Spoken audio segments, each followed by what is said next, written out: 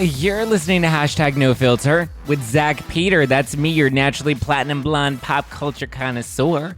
I'm the reality TV junkie, self-improvement addict, and host with only the hottest tea spilled fresh weekly. For more hot takes, you can go and give me a follow at Just Plain Zack.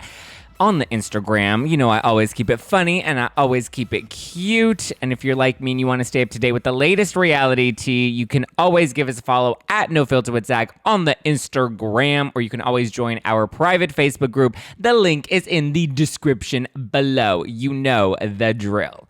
All right, so lots of stuff to break down. First of all, we're going to be talking about Real Housewives of New York. What the fuck is going on with RHONY? We're going to break that down because there are so many pieces and so many rumors and what is happening. I feel you. We're going to talk about it. OC, we're going to talk about casting on OC and Tamra Judge. We're going to talk about Beverly Hills. We're going to talk about Erika's mascara. But I do want to let you know that I'm doing another Girardi deep dive that's going to be happening later this week. So get ready for that. I have pulled up lots of new details, and so I think this episode's probably going to come out on Friday. And then I also have Emily D. Baker, who you'll know is like I call her the legal HBIC, who's like breaking down all of these cases on YouTube. So please follow the Emily Show. It's a podcast, and she has her YouTube channel. She goes live. She breaks down all the court documents. She pulls them up on the screen. Like she's doing her thing. So definitely get ready. If you have any questions, any legal questions for Emily D. Baker, please send them to me. You can post them in the private Facebook group. You can DM them to me, but let me know what like big, intelligent questions we have about this case. I have lots of them. I literally have a whole outline, and I can't wait it's going to be a long episode that we're going to be doing with Emily. But I also have Harry Jowsey from Too Hot to Handle. He's on the show this Wednesday.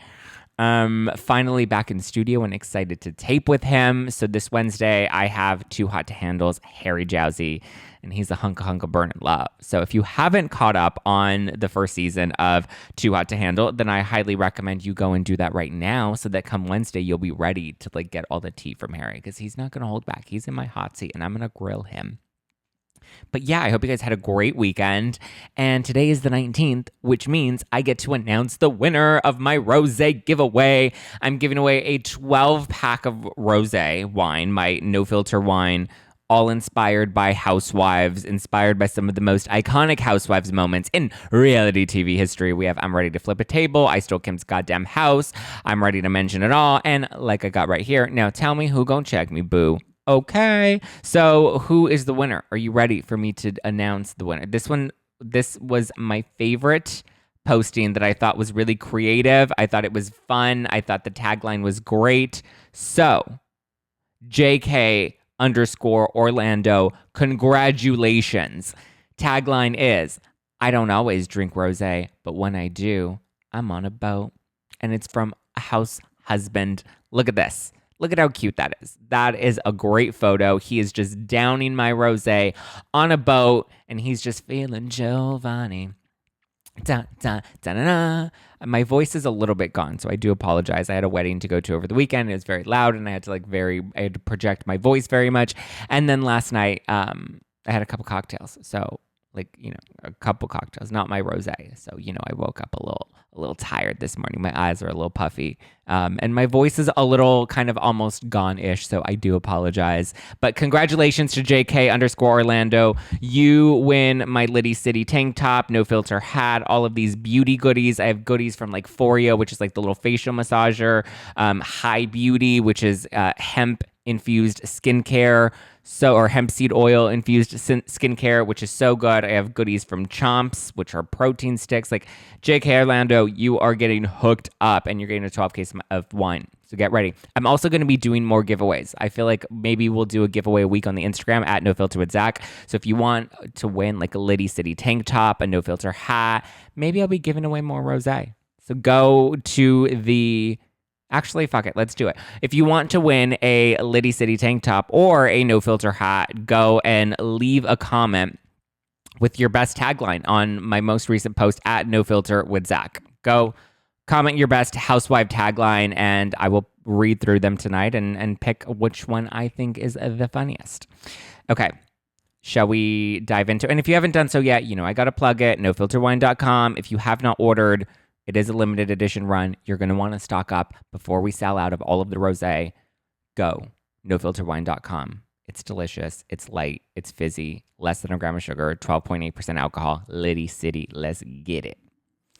Okay, let's dive into, should we start with RHONY or OC or Beverly Hills? Some of this stuff is going to be a bit repetitive for and similar to the Instagram Live. There'll be a little more details in it, but some of it will be a little repetitive from the Instagram Live that I did last Thursday. You know, we go live on Instagram every Thursday night, 6:30 Pacific, but I recorded it and was going to upload it, and then I realized, because I didn't have my headphones in, I was like, oh, I'm a bad bitch. I don't need headphones.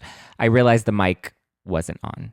So I recorded it. It's fine on the Instagram, but it's like filmed on my iPhone. But the recording that I was going to upload didn't come through because the mic was off the entire time. So there's a bunch of dead video of me that we filmed, but no actual audio. So sorry for that. So some of it will be a bit repetitive, but I'm going to add a little more context to some of these things.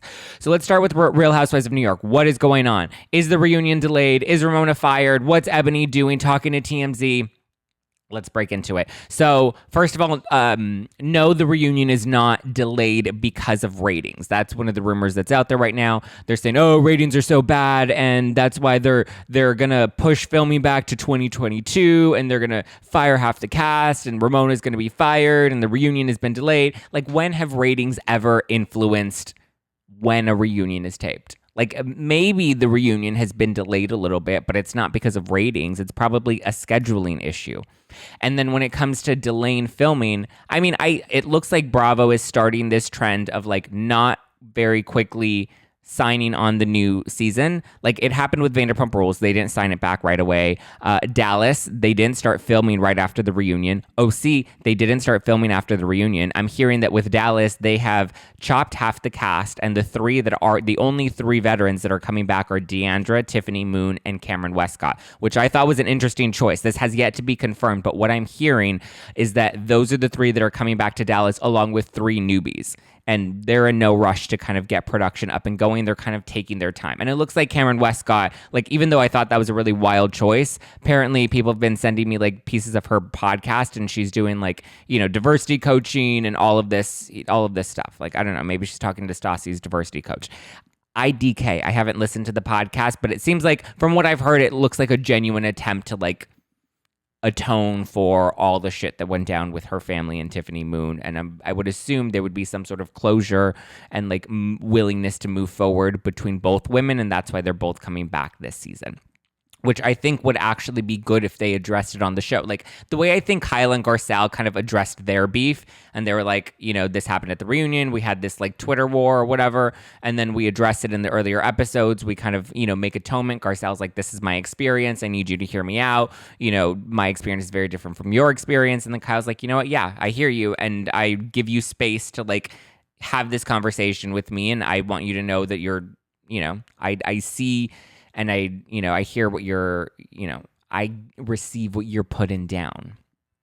So that's a little bit of Dallas, but back to New York. So nobody's fired yet. Nobody's not coming back yet. Like, these casting decisions, usually like contracts don't happen until after the reunion, because now there are rumors that, oh, Ramona's refusing to show up to the reunion because there are rumors that she's going to be fired. And so that's why she's not going to go to the reunion. And that's why production doesn't make these decisions before taping the reunion to, you know, avoid this type of situation. Is Ramona refusing to film the reunion? Probably not. Like, Ramona knows where, you know, she's not going to bite the hand that feeds her, unless, you know, they throw her out, you know, with the bathwater and Jill Zarin.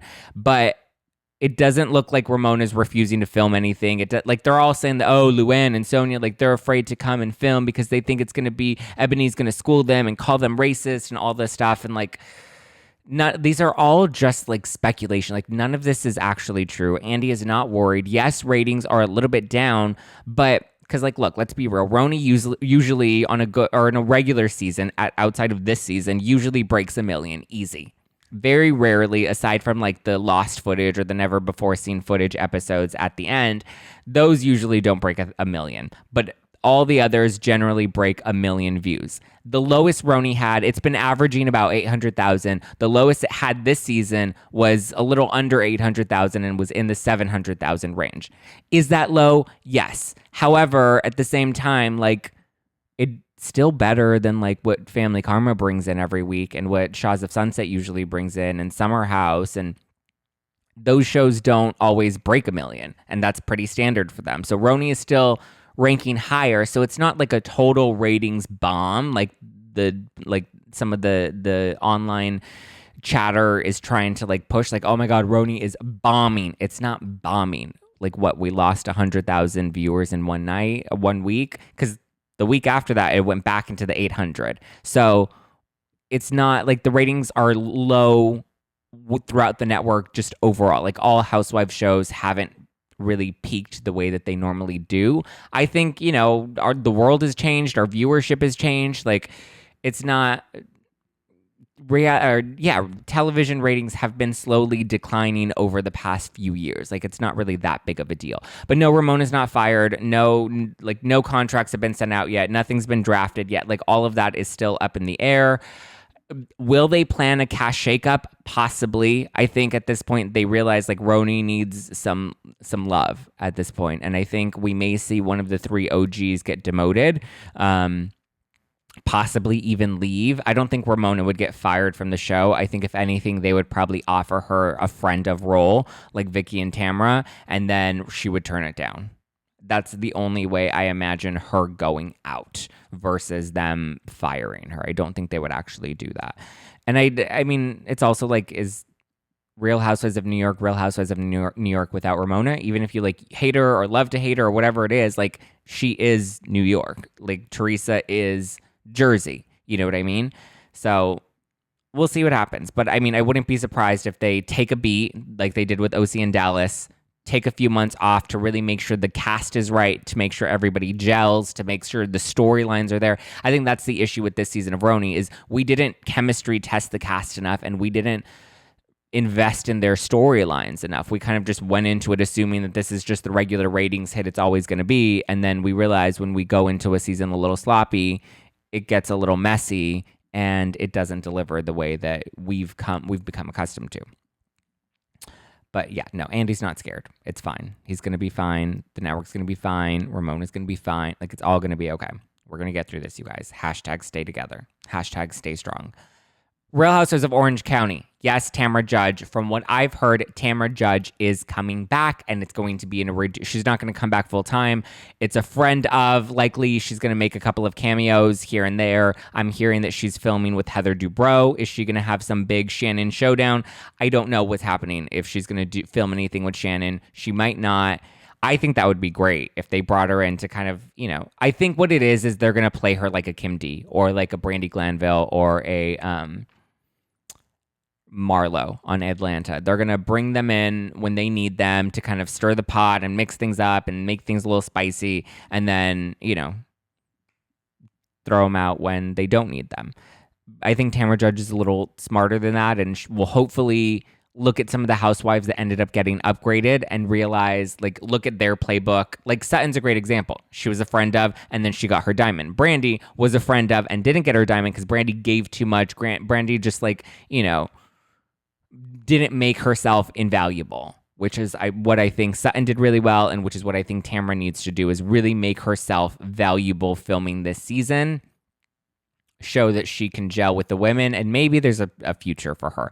I don't know. But so Tamra also posted a TikTok that said like something about like, I took a break and I'm back, and she had her hair done and she was sitting in a chair, and everybody thought that like that was her confirming that she's coming back to OC.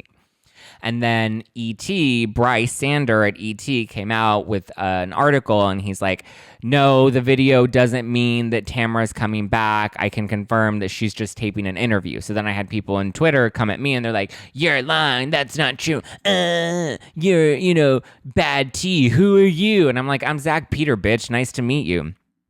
But I also want to clarify that my tea and source was not related to the TikTok video. It had nothing to do with the TikTok video. I got this information before Tamra even posted the TikTok video.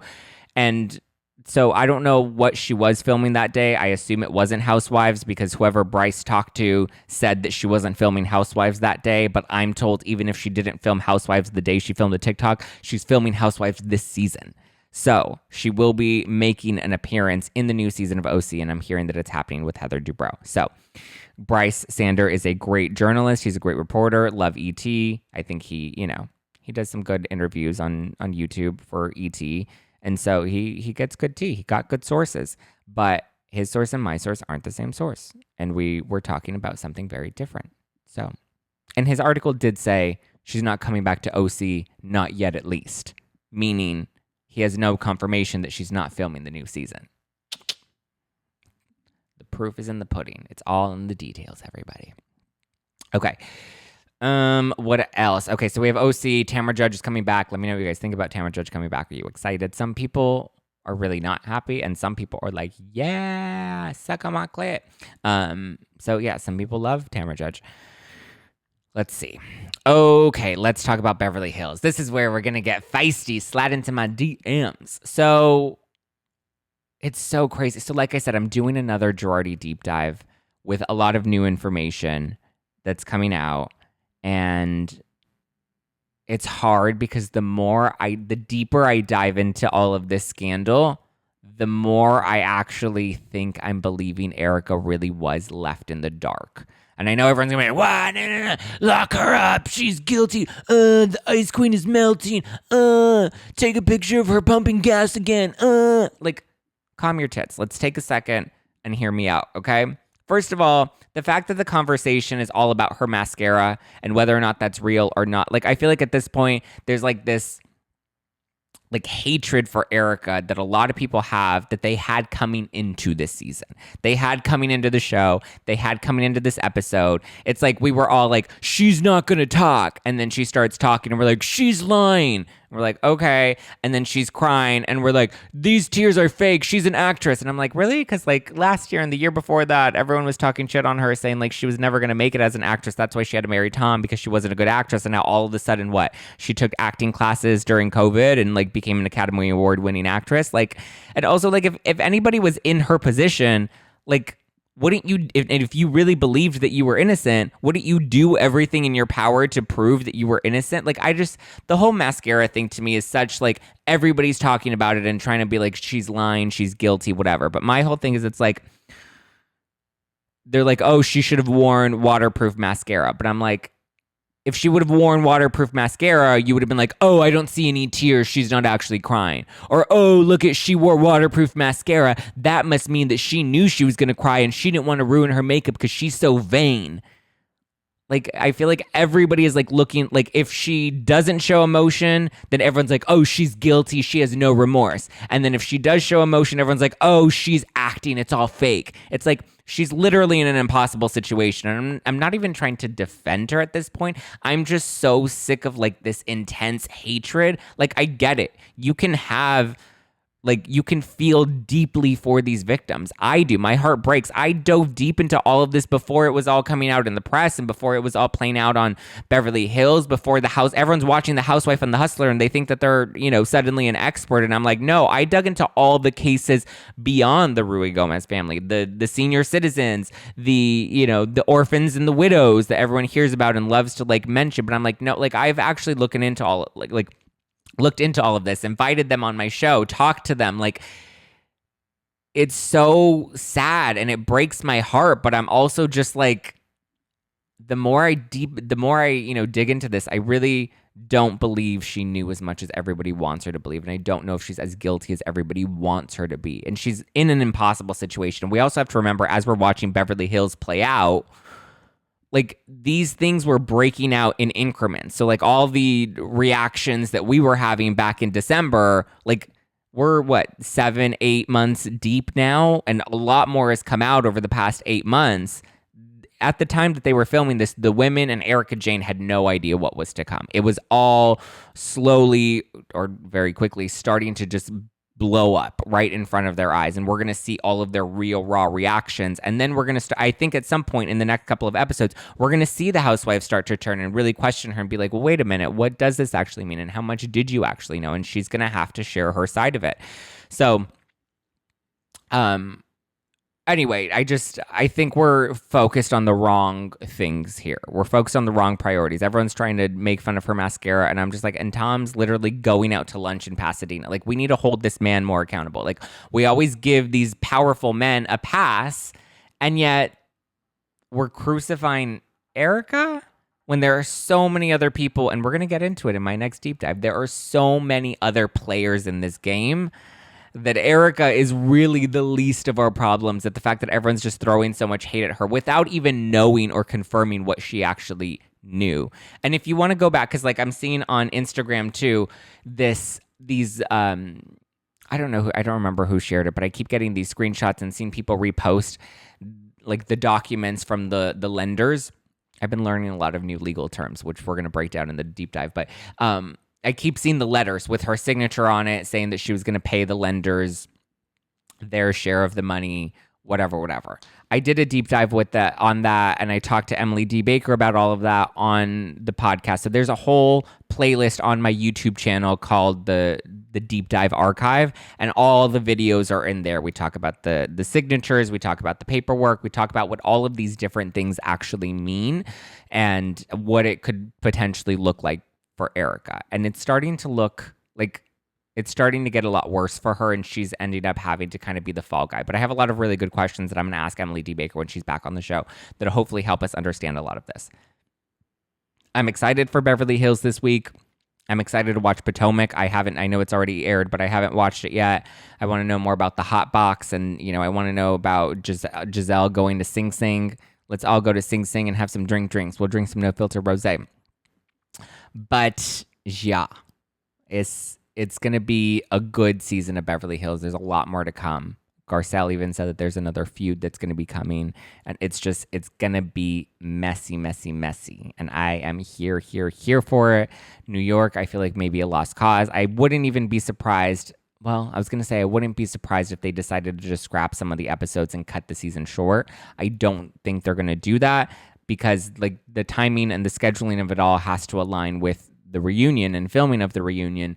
So I don't know what's going to happen with New York, but I definitely think they need to take a beat and kind of recalibrate and set things, Here's another interesting thing that I found on Twitter over the weekend was Ronald Richards has now started tweeting. He's the one. So for people that aren't familiar, and I've interviewed him on this show, Ronald Richards is the lawyer that was tweeting about the Girardi case and then ended up getting greenlit by a judge to help facilitate the investigation against Erika Jayne. And so Ronald Richards is claiming that there is a $20 million in loans that were given to Erika, given to her company from Girardi Keys. Like, they wrote this money off as loans, which we're going to get into because I found out some very good new information about the loans that is going to be shocking. I'm telling you, I'm not sure Erika's as guilty as you want her to be.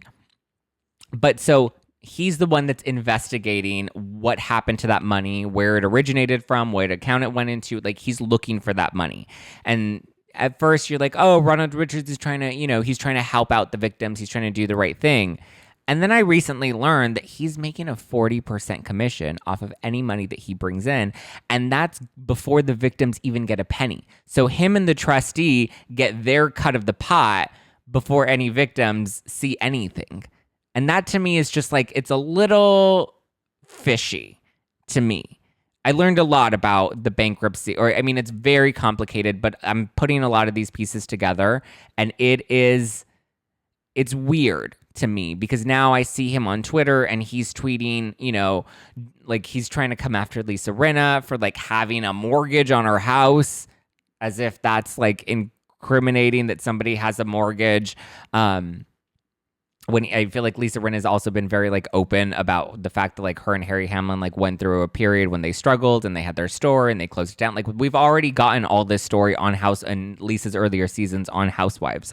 So, but he's like coming after the other women, and he's like, oh, justice for Denise Richards and justice for Camille and hashtag mean girls. And I'm like, the fuck are you doing? Like, I actually took you seriously, and now I realize like now you're looking like a Housewives super fan, and then you're taking a big chunk. Like, if he's able to locate all 20 million of those dollars, I'm bad at math, so I'm going to use a calculator. So let's do this together, guys. So 20 million divided by, oh wait, no, we don't do divided, right? We do 20 million,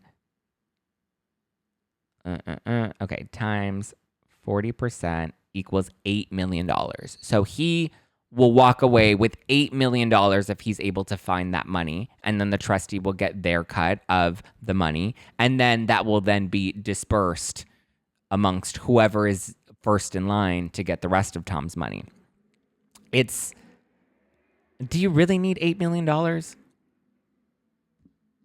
Especially, like, I understand, like, I don't know. And somebody came in the DMs, they're like, well, he's a lawyer and he should get paid. Like, of course he should get paid. He needs to get, money for his work and hashtag free speech. And I'm like, 8 million? He needs 8 million that could go to these burn victim. Like, all of a sudden, when it comes to getting your piece of the pie, you're less generous or not feeling as, nice to the burn victims and the widows and the orphans. Like, all of the, like, you like to use that when it's a nice punchline to, like, gain, people on your side. But then when it comes to you giving them a piece of your cut, that's when you're like, oh, hold on, I need to get paid. I need to do my job. And I get it. You need to get paid. Like, you need to work for, you need to be compensated for what you earn. $8 million is a lot of money. And that can help pay a lot of medical bills.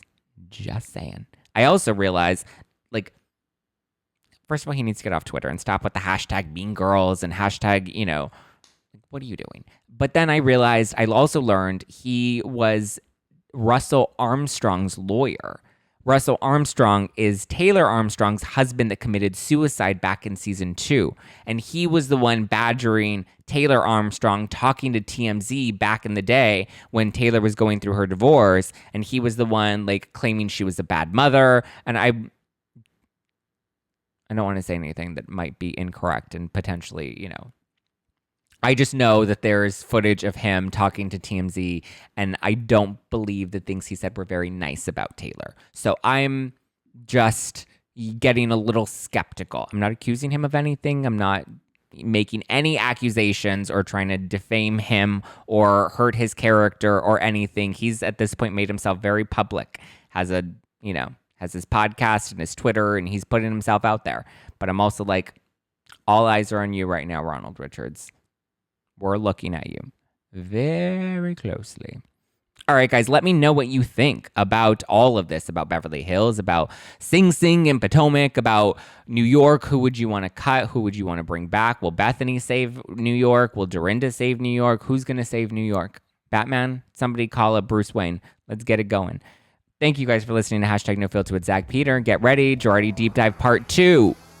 The big Part 2 deep dive, which I'm also going to be covering Erika's book in, because I finally finished Erika's book, and that's going to be included in the deep dive as well. And she did say some things that don't look good for her, so I'm not giving her a full pass just yet. Get ready. All new episodes of No Filter are coming. Harry Jowsey's on the show from Too Hot to Handle. Emily D. Baker's coming up on the show. I also revealed some very exciting guests for next month in the private Facebook group, so if you want to know who they are, you're going to want to go join the private Facebook group. Link is in the description below. Please subscribe on the YouTube. Congrats to JK Orlando. All good things coming your way. Thank you guys for listening to Hashtag No Filter with Zack Peter. That's me. If you haven't done so yet, please leave me a 5-star review. You have no idea how much those actually mean to me, or how much they mean to the show. They really are so helpful and beneficial, and I'll do some shout outs. On my next solo episode. I will thank you guys. So please go and leave a review if you want to shout out. Put your Instagram handle in there too so I can shout that out. Thank you guys. Love you guys. Mean it. Okay, bye.